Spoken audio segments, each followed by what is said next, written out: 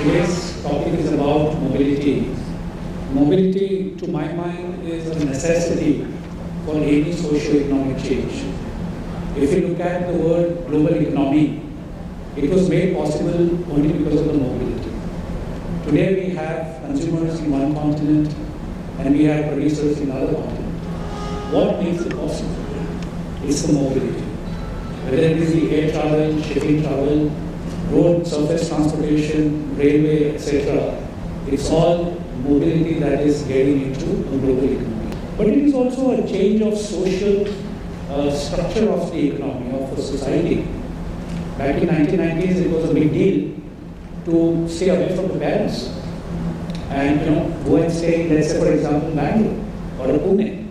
And what did it do to the economy? It ensured that there was a need for accommodation. So there were new structures coming up, smaller units of residences, so that fueled the real estate growth. Now you needed to travel. So what did you do? You bought a two-wheeler. So you had multiple changes in the society coming in. So all of this was fueled by what? On one side, of course, the economy, the IT development, but mobility made it possible.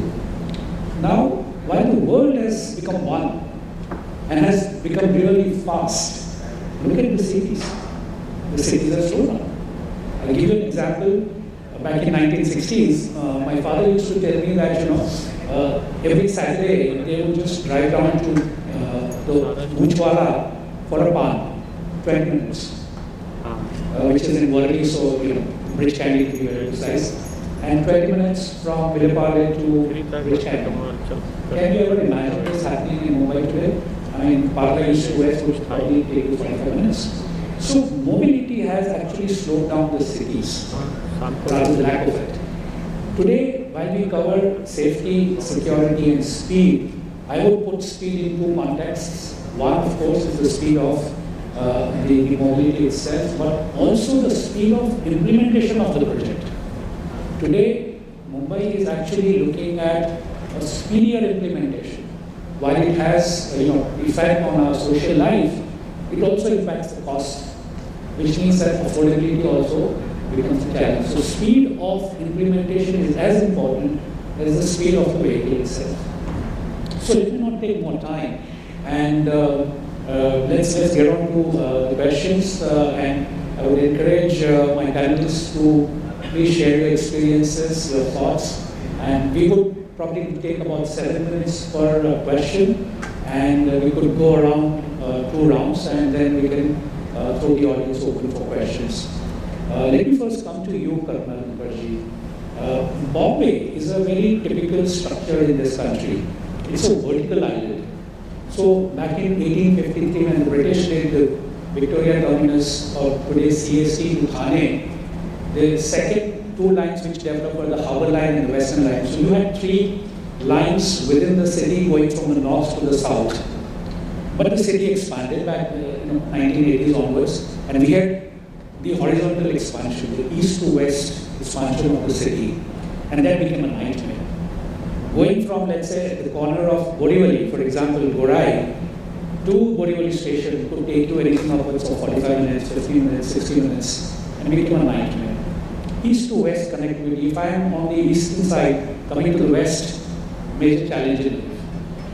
Now, yours was the first project, which I would say the first east to west corridor, which connected Warsaw on the extreme west and Kharkov on the other side. But that is just the beginning that the city needs. If I look at Borivali, Thane, I mean from an aerial perspective, they are just opposite each other. Similarly is the case between Bandra and Kurla. Similarly is the case between Bhaitla and Maharashtra. So there is a lot more that needs from the east to west corridor. Where do you think is the possibility for us to go, and where do you think it goes next from the development perspective? Over to you. I don't think I would have been able to do justice to the east-west connectivity with a mask facing I face. So the first thing is go for that. Now, my first memories of Mumbai laid out as a north and south city comes from a very childhood scene. we had some cousins here, and we used to come to meet them once in a while. So there was some talk about my cousin's sister getting married, and I overheard a discussion between my parents and her parents. And they were assessing some boy. They said, no, that boy is from the central line, and that would not be suitable. So I didn't get it at that point of time. They used to live somewhere ahead of Bandra. It's much later that I realized that Mumbai was split into the Western Railway and the Central Railway, and the Western Railway people don't marry the Central Railway people and the Central Railway, and vice versa. So that was Bombay in the 70s. Mr. Joshi, Bombay today at least doesn't make any distinction between marriage on the Western and the Central line.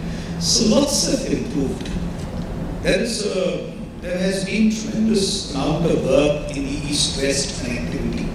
But unfortunately, what Mr. Joshi brought out, that is still continues to be a North-South ACES-based city.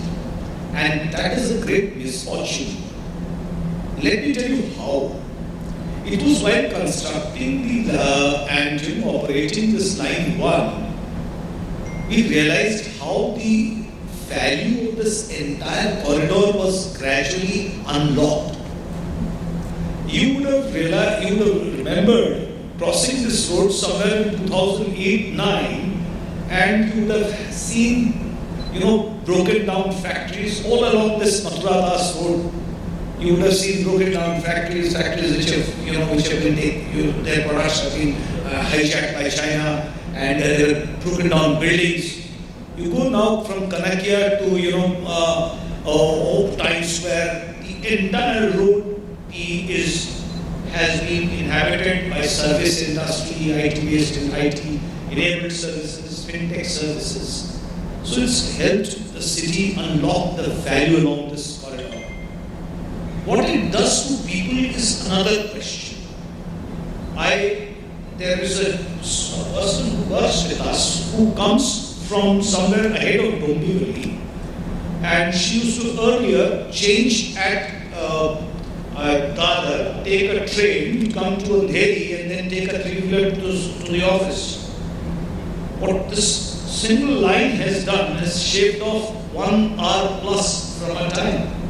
So the working woman who rushes to catch her office at 6 o'clock in the morning to be there at 9 o'clock, now starts at 7 o'clock after seeing off her kids to school. What it does to families, what it does to the people, the citizens, is immense. This is a no-brainer. We understand the value that it gives to the city and to the people. So what are we doing about it? Well, corridors had been identified some long time back in 2007-8 during the first TPR of when the metro,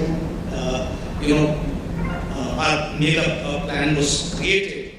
So we have this line 6 coming up. Line 6, as you would all know, sort of starts from Vikhroli and then sort of joins up at the Western Express Highway. And similarly, line 2A is coming up, 2B is coming up, which joins line 2A at DA Nagar and then goes to the east-west through Bandra Kurla and ends up at Malkot. These are great connectivities, and the speed with which they have been built and the way coming up, they will give a lot of push to the east-west connectivity. But this is what it is. Let me tell you, go a little south. There is a monorail which is running. I'll take your mind to the monorail.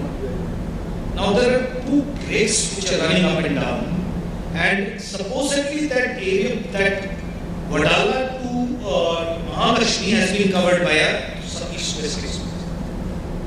But we all know the reality that it is not actually an MRTs. And at one point of time, we will need to rethink it or redesign the whole thing. And connectivity in the further down south is very important. because that's where the CP road will go up to the new Mumbai airport, and more planned growth will happen across the area. Similarly, if you go up ahead of Vikhroli, further north, we'll realize that Thane, Dombivli, and the other side, Virar, Vasai Virar area, that's a huge area waiting for value to be unlocked. There's no MRTS plan for that. These plannings would need to be done by yesterday for them to come somewhere around in the horizon. These are important corridors which will be inhabited by people and needs thought and needs real the government to think, because I don't think that all these corridors and all these projects, MRTS projects, can be done entirely by government financing. The PPP model will have to be revived. You will have to find different kinds of ways of financing and bringing live these projects simultaneously. A single agency, carrying out or sort of doing all the projects may not be the best idea. So going forward, I think that you require fresh ways of infusing capital to draw these projects. One, two, different implementing agencies so responsible and accountable for delivering these projects, and also a good thought out plan which integrates all these east, west, north, south lines that are coming. Thank you so much, Mukherjee. So, as you mentioned, that it saves a lot of time, especially society, members of the society, ladies, gents, in terms of travel time. But that is where the project actually comes up. Till such time the project comes up, life actually becomes hell. Today, Mumbaikars are experiencing unheard of, unforeseen, inexperienced, never before experienced kind of congestion. Even if you have to go from, say for example, airport to the BKC, it's about 5.5 kilometers. 45 minutes is a given thing. Back in 1990s, the first building which came up was Citibank, and people used to talk about this. Why do you have your office in Arunapot? Put it up in Citibank, BKC. 15 minutes I'm there from the airport. I can do one meeting and go back and take another flight within the next 3 hours. So people used to speak like this back in 1990s. But today it is, even just crossing over to BKC from airport is kind of a nightmare. And let's not talk about evening what happens. And we will talk about the safety security part of it later on. But this is where the project implementation becomes extremely important. And let me come to you, Mr. Shukla. In terms of project implementation, we have seen several delays. And of course, one thing I do appreciate and put it on record is that probably what we are doing in this country across all the cities is probably the densest human inhabitation being moved to make ways for the metro, which is a very difficult part. But still there are project implementation system related delays. So, if you can throw some light, Mr. Shukla, on what digitization or the new technologies could help us reduce the project implementation timelines. What we have seen basically from the design phase itself, when we get into the construct phase, there is a we have building information modeling which are there in various construction projects. Now, people have been in their project implementation cycle, but does it really give you value which you are looking at? So there is a strong need that on the top of building information management system, we should add 2 more layers. One layer could be time, and another is cost. So in our company, we have this cloud-based system which on top of BIM puts a cloud-based software which manages, we call it as 5D. So 3D coming from your main model, and fourth element is time, and fifth element is cost. Now, where is this time element coming from? Time element is actually coming from your project execution software like Primavera and so on and so forth. And where is the cost coming from? It is coming from your finance module of SAP. Now, these all are, when they are integrated together, it gives the complete value to all the stakeholders. It's not only people who are building, the general consultant, the project execution team, the contractors which are working on the site. Everybody has a common view, a one single window and one version of truth available with everyone, and they know that what is the cost view. Are we progressing in time? Are we ordering material in time when it is required? Is it not being done too early or too late?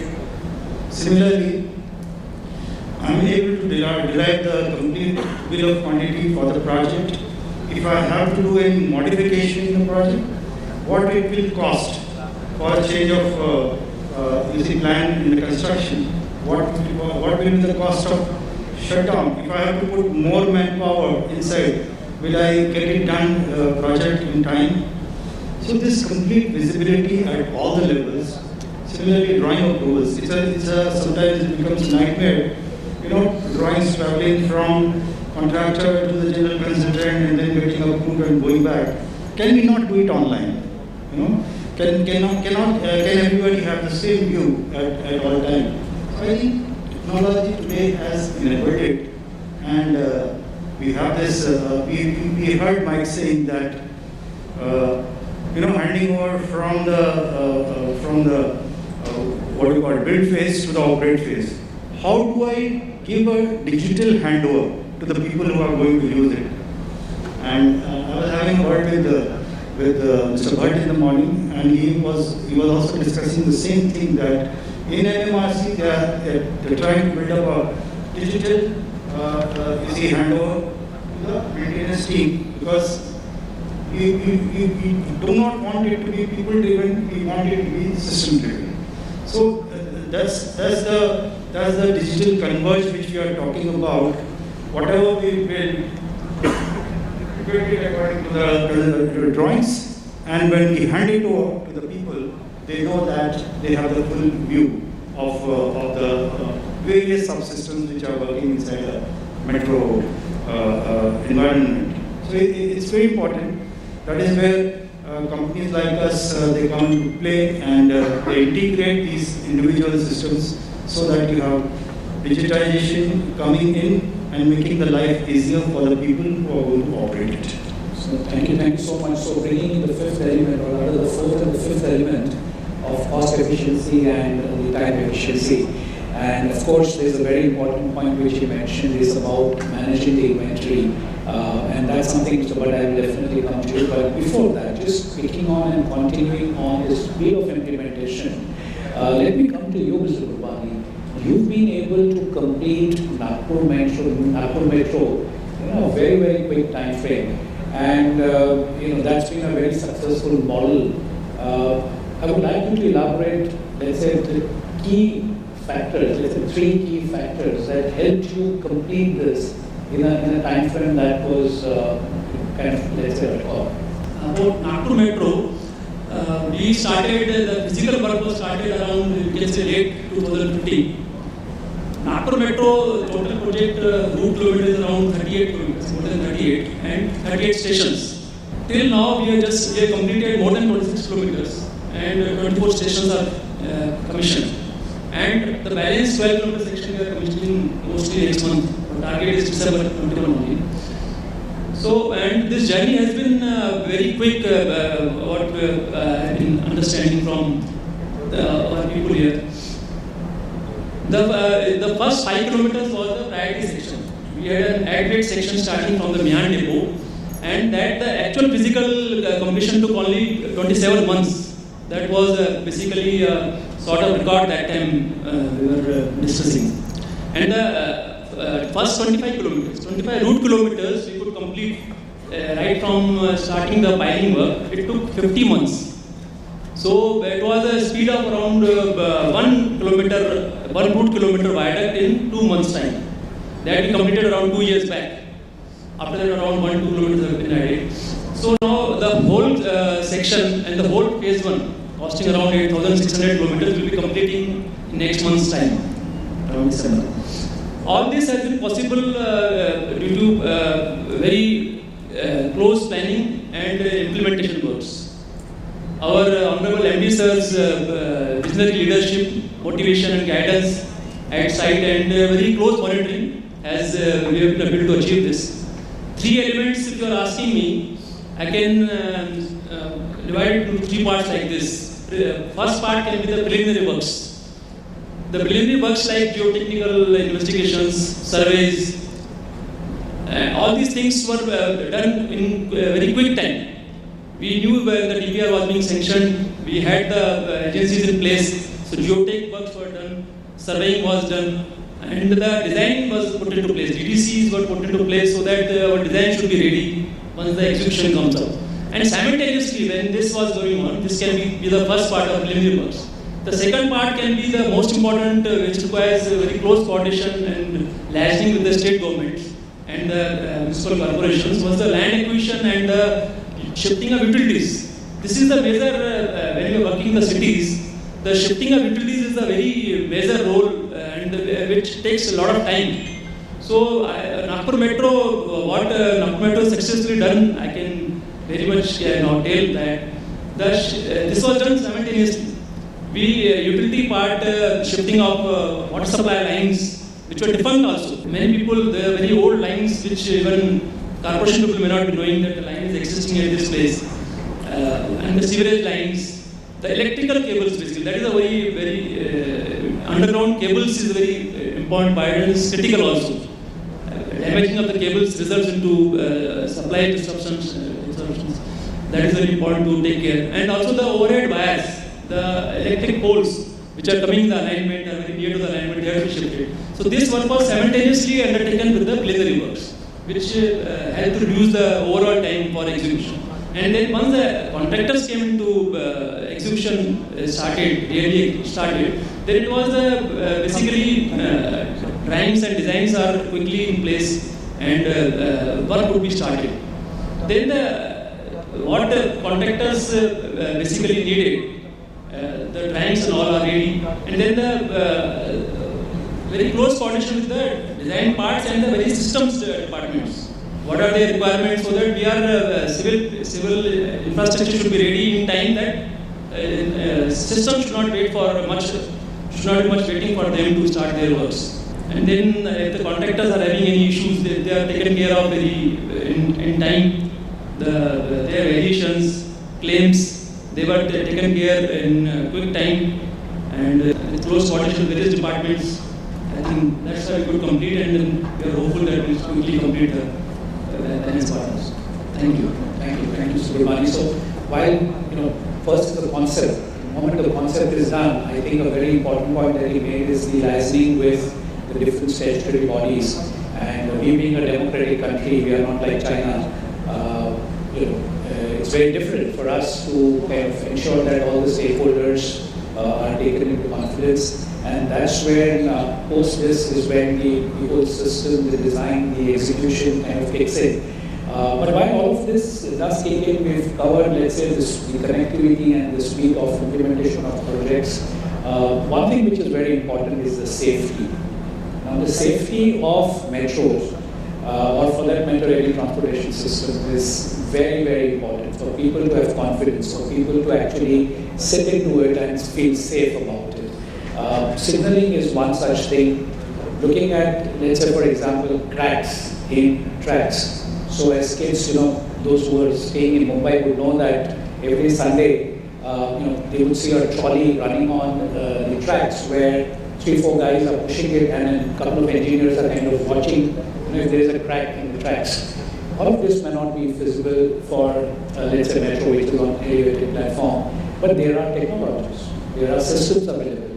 So this is one part of it which I would like to come to you, Mr. Bhatt, but also we need some kind of early warning systems. If there is, a flag, a red flag that could be raised to say that, hey, something could potentially go wrong. So let me come to you, Mr. Bhatt, and ask you that, in terms of safety, all these things, you have such a huge experience in putting all these systems together. If you could just elaborate, what are these features of safety, early warning systems, etc.?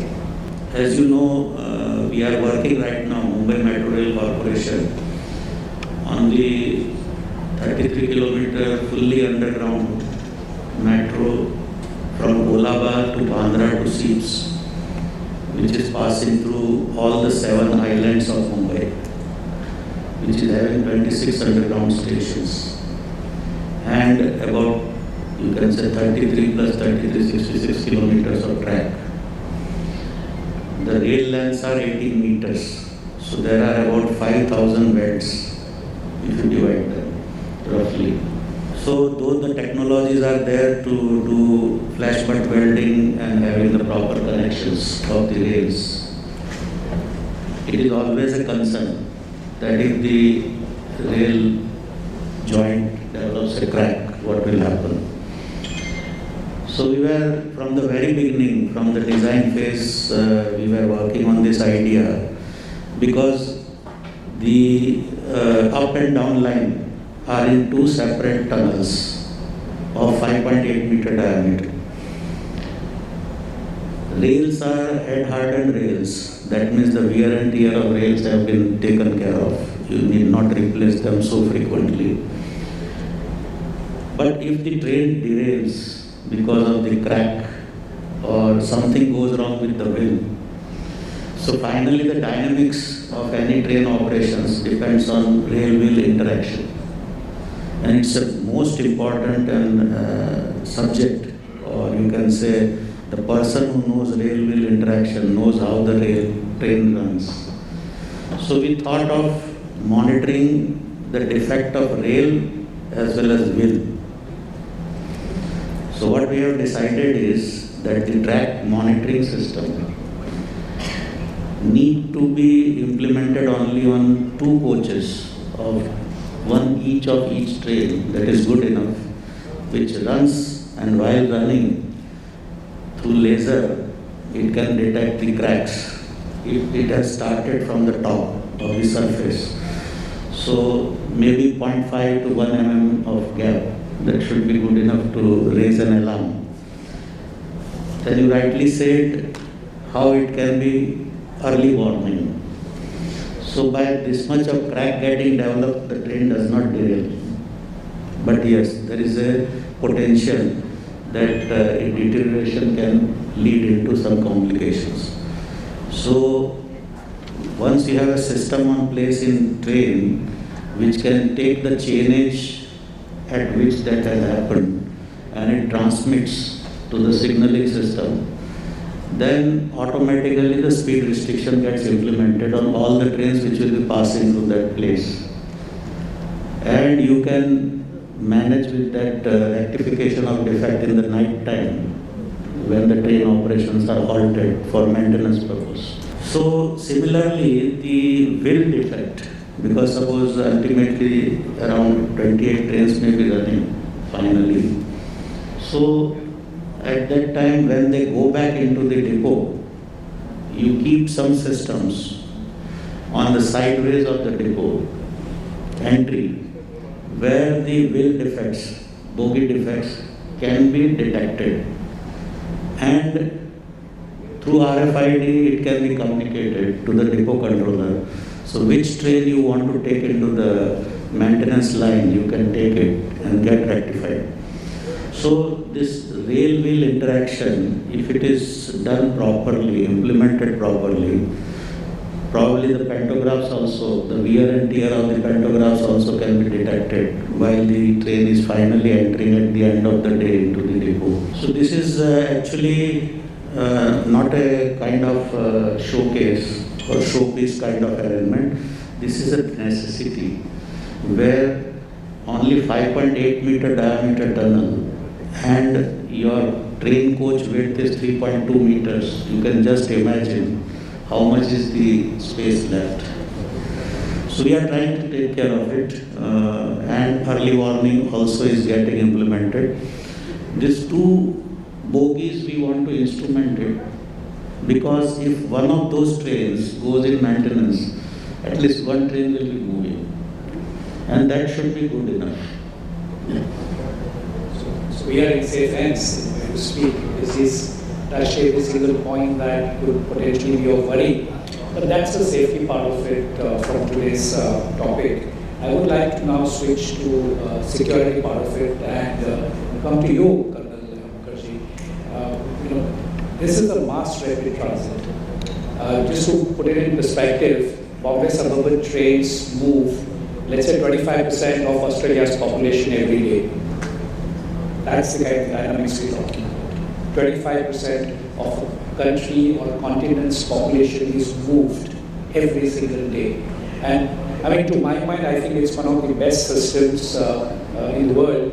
Though we Mumbaikars keep using all sorts of jargons to describe our suburban trains. I remember as a child, 1970s, Japanese had come and they had stationed themselves at railway station, and at 5:50, all the offices shut down. And those were the good days of working in a company. 5:15, all the offices shut down, and then there is a human wave, and you couldn't see the time of the platform or of the station.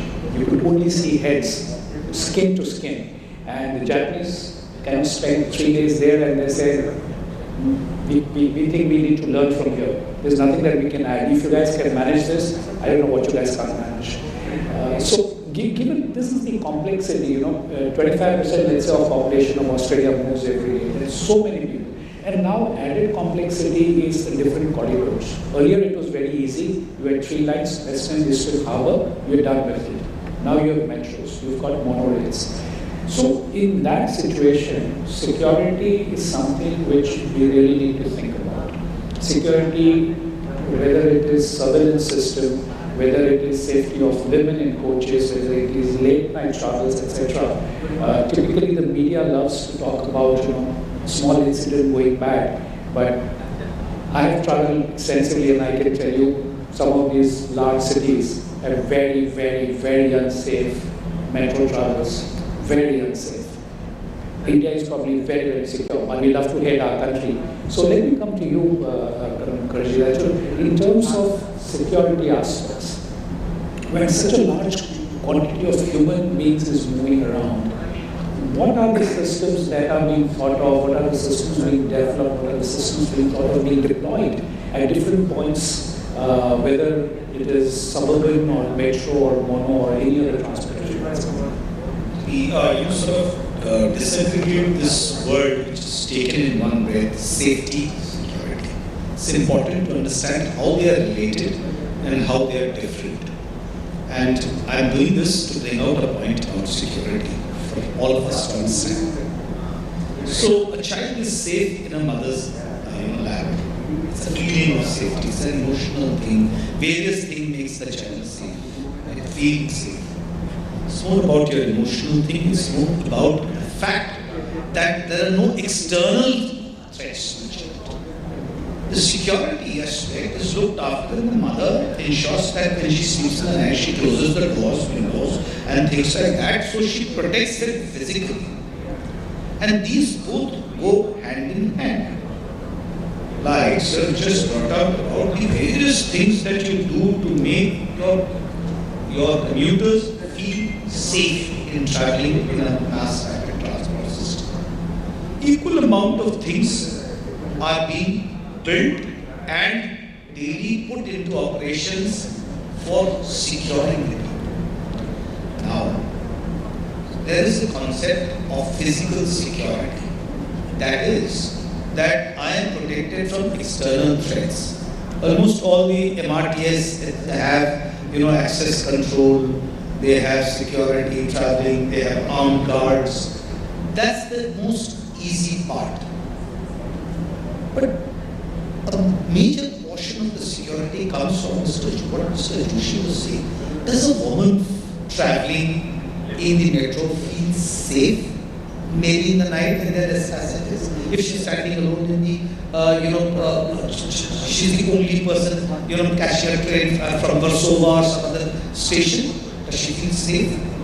Does the mother feel secure in sending her child, to school? That there is security that the child, nobody will pick up the child. So a whole complex layer of systems are built into our metro system, and they are gradually being improved. So one a major aspect of it is what I would say, non-obtrusive surveillance. That is through your camera system and your surveillance system. This is gaining more and more importance, where you're not doing, sort of a physical presence of boot on ground, but you're gradually watching. Now, in our system, I've seen a person leaving a baggage in the X-ray machine, somebody, sort of seeing it, and by the time the person gets down, the baggage is reached to him, to, one of those pocket mars being caught. Pocket मारता है guard के ऊपर पे and he's caught in a day physically by having a very smart surveillance system and alert operators. Now this is about the security. This unobtrusive surveillance system also ensures that what I was talking about, that women feel safe. Well, even when they're traveling in train, they know that there is a camera looking at them, that there is, that there are people there on the station. The more important aspect of the security is the threat assessments on the higher side, which is a risk for metro operators, for the town planners, and for the civic administration. So let me come to that for a moment.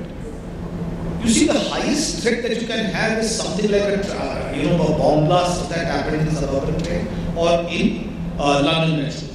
And metros have been targeted: Madrid, Mumbai, London twice. So those are at the higher levels of threat assessment. Now those are extremely important for us, because if that happens, people, the ridership drops down. There is a huge physical damage, and the bigger thing is you shape the sense of security that people travel with. So that's an end which is taken care of by a larger system of having your people on the ground, keeping an eye, your sniffer dogs. Various things are already introduced and will need to be done to ensure that high level risk, which will always hang as a sort of Damocles. All the operators, because that's a very easy and vulnerable target. So I would say that though the first layer of the physical security and the second layer of surveillance security, or the unobtrusive unintruding security system of surveillance, is well placed in all MRTS and metro systems, it needs technical upgradation, because there are face recognition systems and a whole lot of artificial intelligence which has been brought into these systems. And the third aspect needs serious thinking, because those are high risk for us and for the administration. In Mumbai line 1, we very often have drills with the National Security Guard, which is stationed in Mumbai, with the fire department, etc., and also with their Cobra task force. But I still feel larger gaps in the coordinated planning and coherent policy on that, because these things we think that it happens once in a while, but when it happens, it's the most devastating thing. These require a little thought at the highest level of our security planning, because this is where the state comes in. And of course, our metro operators, we need to keep reminding them that they have an obligation and that they need to constantly communicate on it. So you mentioned about multiple ways in which the security is being enhanced, and there is of course headroom for improvement, because to my mind the guys who are on the bad side of the law will always be one step ahead of the guys who are chasing them. So you chase only if you are behind, right? So the security will always be chasing the guys who are on the other side of the wall. But this is where the multidisciplinary approach comes, and there is a lot to do from the state side and the other agencies. But multitasking is one word which is taken shape in the early 2000s and became a buzzword, whether it was office work or it was project or anything that comes in, it's about multitasking. And today when it comes to transportation, it's about multimodal integration. And when it comes to talk about multimodal integration, Nagpur Metro has won some award for its multimodal integration of stations. So that's something which, Mr. Gurbani, I would like you to talk about, and how did you achieve that? Urban Development conferred the award of excellence for having done good multimodal integration in Nagpur Metro stations. So multimodal integration is a very important part of any urban system, I can say, basically. Because whatever we are building, the metro system is being built for the maximum use of the public. And the optimum use can be done when the areas from the far-flung areas and those who are not basically otherwise using the metro, they are brought into the mainstream to use the metro system is brought. So multimodal integration comes very important in that aspect, that it is various modes of transport are basically integrated so as to use the metro system. Now there are various modes, like we can start with Divyangjans. Basically Divyangjans, the physically challenged people, they should be able to use the metro. Then the pedestrians, we should have good footpath systems so that they are able to use the metro systems. Two-wheelers, three-wheelers, even the electric vehicles. And I am first telling you the various modes. Then there are buses, state buses, feeder buses. Then stations. In Nagpur Metro, we have got 3 instances where our metro station is very near to the railway station. Indian Railway Network, we have got at Khapri, at congestion station, and then Nagpur Metro station, main Nagpur station, where our stations are very close to the Indian Railway stations. So those stations, and then airport, we have got our airport station of metro is very close to the Nagpur airport itself.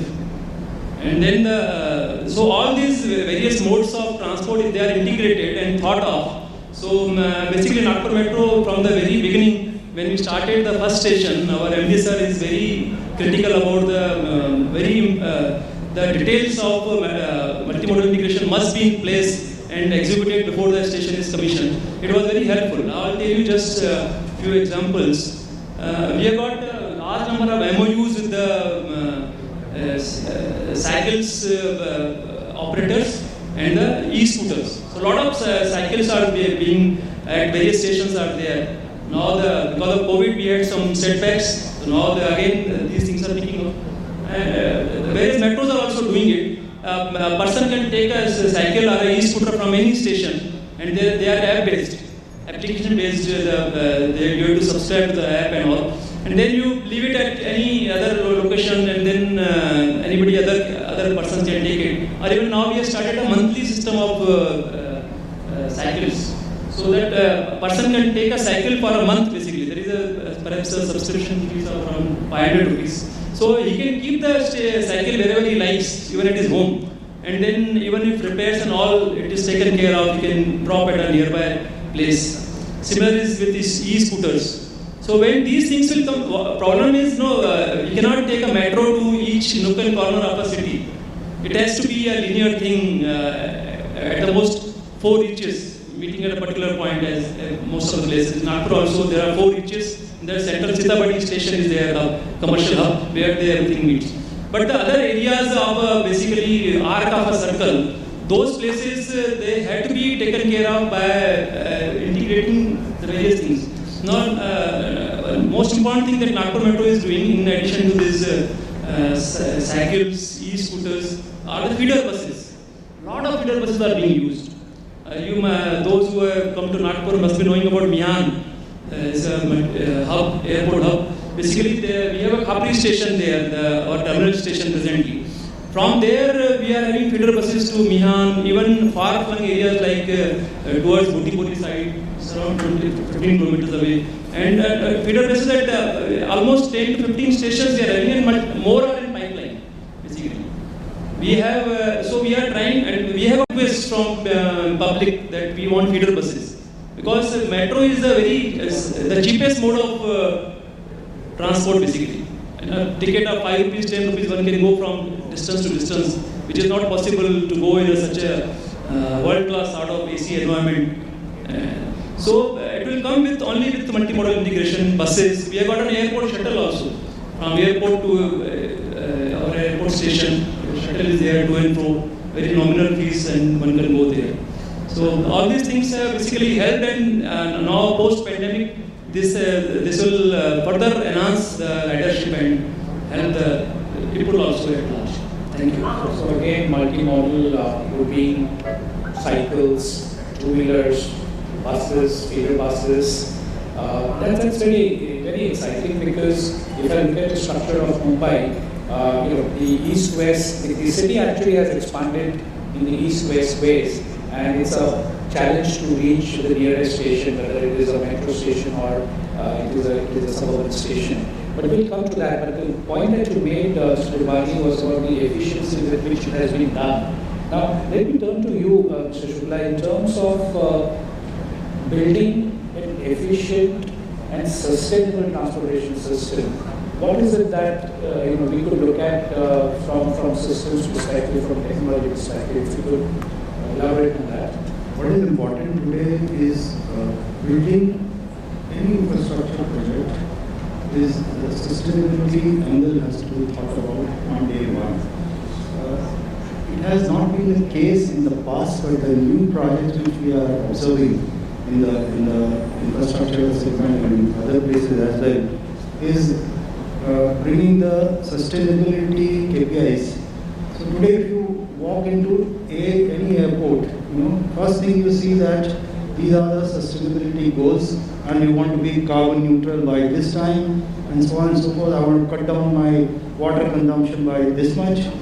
So this thing has to be, it should be part of the design of the system itself. I'll give you an example, a very crude example of selection of transformers, for example, right? We select a transformer with millions of liters of oils which are consumed.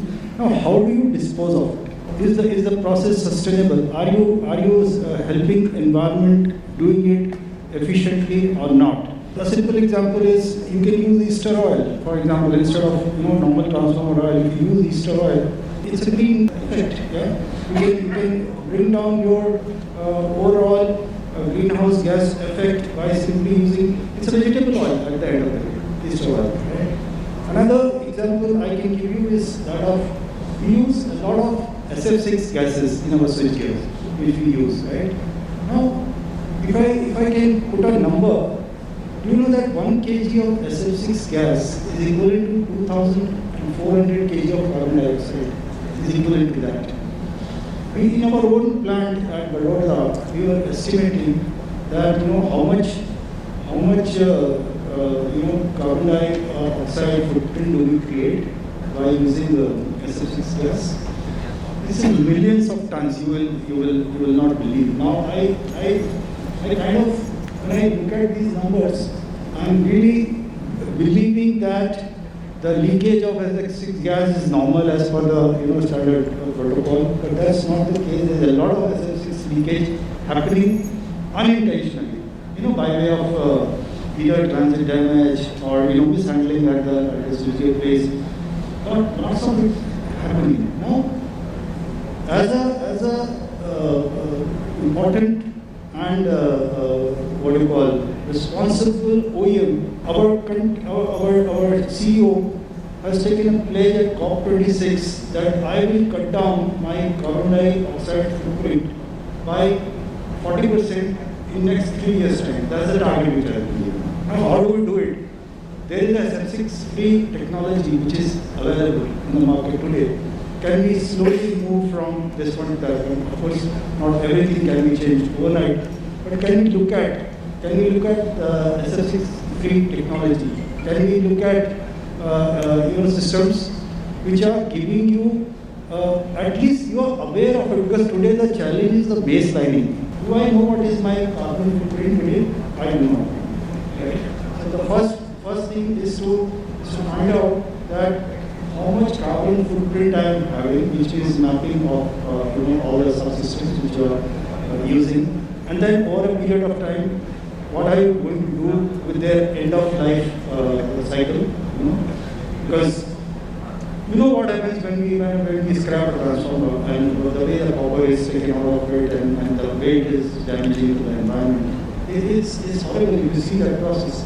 You will not be able to stand at that place for 5 minutes. I have observed it. Now, managing end of life of the equipment using technologies which are not creating a very negative impact on the environment which we are living, because suddenly we have started seeing ourselves creating too much. Right? This too much of creation, how much is it going to impact for our future generation that we should have? That idea we should have in our mind today. So let's progress, but let's keep sustainability in mind and design which will not leave a graver impact of greenhouse gases on our next generation. I think that's something which we should pledge today. And I think in Mr. Modi's address yesterday we saw in Zevar Airport, the same thing was being spoken about, that how can we create infrastructure which is sustainable over a period of time and which is not impacting our environment in a reverse manner. I think that's the answer. It's a fact that technology, every time we take a step forward, the nature takes 2 steps backward. This has been the case from 18th century, ever since the Industrial Revolution has come in. Every step they have taken, and whether it is even electric vehicles, it saves you on one side, but there is another side which has not been talked about, and that's something which we really need to be aware of. So every step, every technology has its own side effects. But let me come to Mr. Bhatt. There were 2 things which I wanted to ask him, and I'm going to ask you 2 questions in a sequence, Mr. Bhatt. First thing was what I mentioned at the beginning when Mr. Shukla referred to about using systems for replacement of these spares. Now, in a large project, especially which is to do with mobility for a train or a metro, there are these issues that something does go wrong, and what is the ideal kind of an inventory? And you were just talking about Konkan Railways, where you have been, you've played a very major role. If you can talk about and narrate about that incident that really changed a lot of things back in the 90s and the early 2000s, that would be very useful, and it's a learning for all of us. Over to you, Mr. Bhatt. And I'll ask you the second question later on, please. I was discussing, what the informal discussion was, that when I joined the Konkan Railway, it was just completed project. It was commissioned in 26th January 1998. So I joined on 20th January 98. So practically, as a head of the Department of Signaling and Telecom, I headed that for 17 years, up to 2015. What I got an opportunity was that how the new assets which you implement, they pass through their life cycle and they die in front of you. So one of the examples which I was just sharing was the optic fiber system. It was imported system of that company. I would not name the company. It was the only installation in India. So they had no back-end support in India. So after your defect liability period is over and contractual obligations are over, the problem is that you have to fend yourself. So when the electronics cards, and the Konkan Railway geography, when it rains very heavy. And the lightning is quite thunderous, quite dangerous sometimes. So they blow off your electronic cards. So that is where we learned a little bit about the ground and earth, the difference between ground and earth.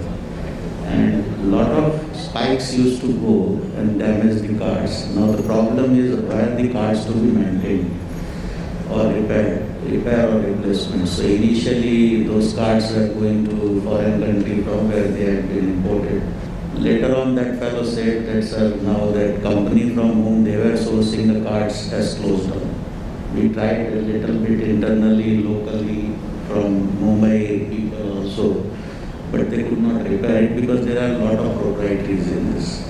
So the issue is how to tackle this situation, because your train operations are in full swing and your control circuits go down, your telephone circuits go down. It's a lifeline, optic fiber, as you know. So then we had to go with the Railtel Corporation of India Limited, who had the optic fiber on the Indian Railway portion. So we connected at Mumbai, we connected at Goa, we connected at Mangalore, because this is how we made the loops. And then we told them, okay, you take from us the dark fibers on lease, for which you pay to us. We went for a revenue sharing model. And you also replace our system, which we use for our own communication. You charge us. So I said it should be cost neutral solution. So you pay us, we pay you. And that is how we got the systems, because optic fiber has a life of 25 years or more, so that was not an issue. But this is how you find the challenges. Now what learning point out of this small story is that after that, when I landed here in Mumbai Metrorail Corporation, it was the beginning of the project where you get the opportunity to make specifications, and then you go for the tendering and then contractual obligations, DLP, post-DLP, AMCs, and how you will get support later on. But the fact of the matter is, as a metro organization, you should know how much is the life left in your systems. Somehow, over the period of time, I always give this example. What is the difference between an engineer and a doctor? If a doctor kills a patient, he goes to jail.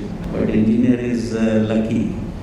He can kill the equipments, he can kill the systems, but still his job is intact. So I feel a criminal offense if your systems fail. So how to keep them healthy is a challenge. So health monitoring, condition-based monitoring, predictive maintenance, these are the areas which are now opening up in this 21st century with the kind of systems at disposal. It is actually systems are challenging you.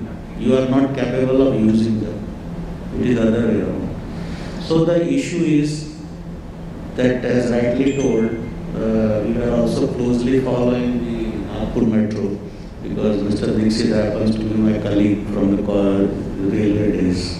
In fact, in 2015, he called me after he took over as MD.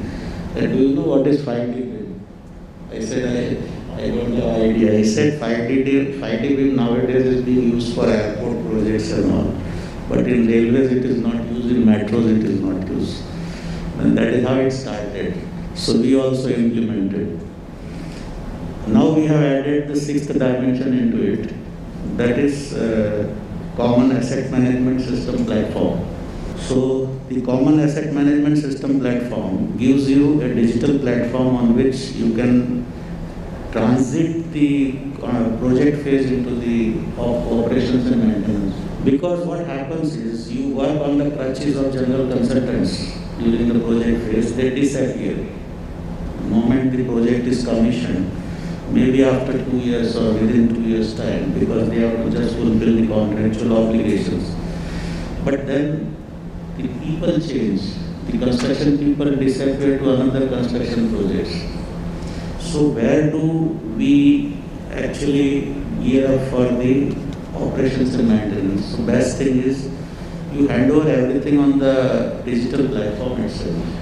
When the contractors have still not gone, So whether their assets, when they bring their assets, let them put it on that database. They make their maintenance schedules, put them on that database. So inventories, where the things are lying. So, and on top of it, we should not lose the advantage of 3D BIM, because that is a very important thing from, which say legacy from the project phase, which we should carry on and use it effectively in O&M, so that you know where the assets are lying.